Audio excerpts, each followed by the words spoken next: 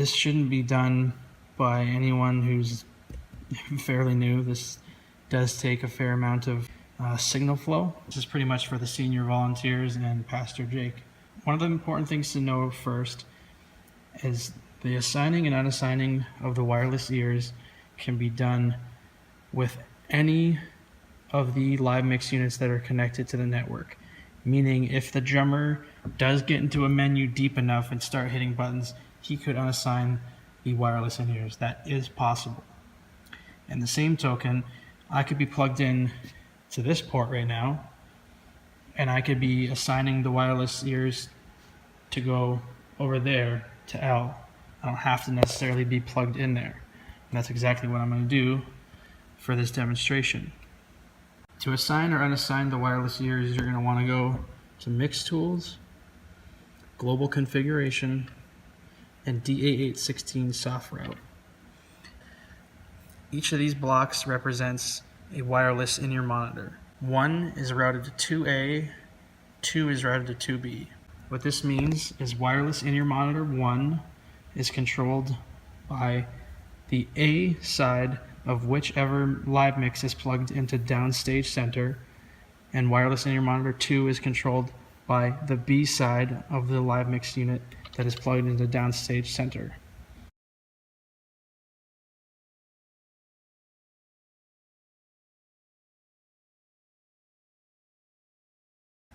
We only have 2 purchased, so 1 and 2 are the only ones that you'll ever have to worry about on this screen.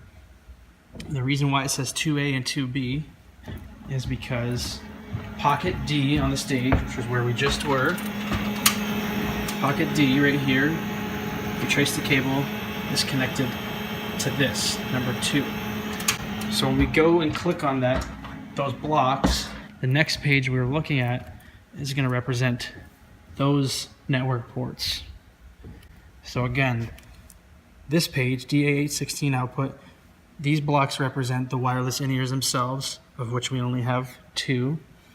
When you click on them to assign them somewhere, you get 1A, 1B, 2A, 2B, 3A, 3B, and you can actually hit this button here. It says ports 5 to 8. You can look at those. There's 8 outputs on the live mix unit, and that's what these numbers are. The A just represents the left side of each of those. So let's say we want to have a single in-ear monitor pack being controlled from downstage center on the left side, okay?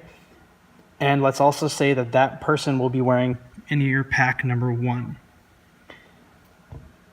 That means that 1 needs to be routed to 2A. Again, because the network port 2 on the live mix back there is routed to this pocket. Let's say the second wireless in-ear monitor has to go on the drummer. I don't know why, but let's say it does. Let's also say that the drummer has plugged in his live mix unit to pocket J, upstage center.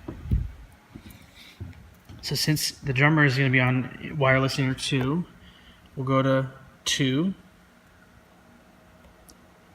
and we'll hit unassign output. Now we're going to go over and look where J, the beige cable that's plugged into J, is connected to on the live mix. J2 is right here. I'm going to trace it, and it's plugged in to 7.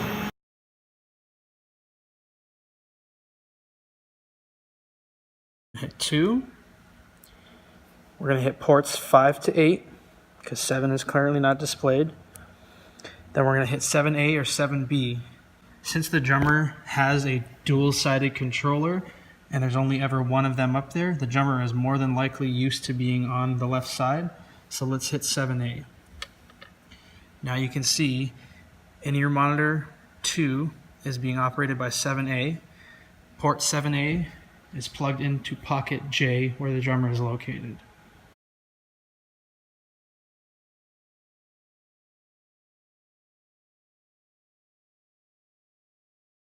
So I'm going to go 2 and unroute from 7A on the sign. I'm going to go back to 2B. So I'm going to hit X again, hit X, we're back home. Controlling wireless in-ear monitor 1, controlling wireless in-ear monitor 2.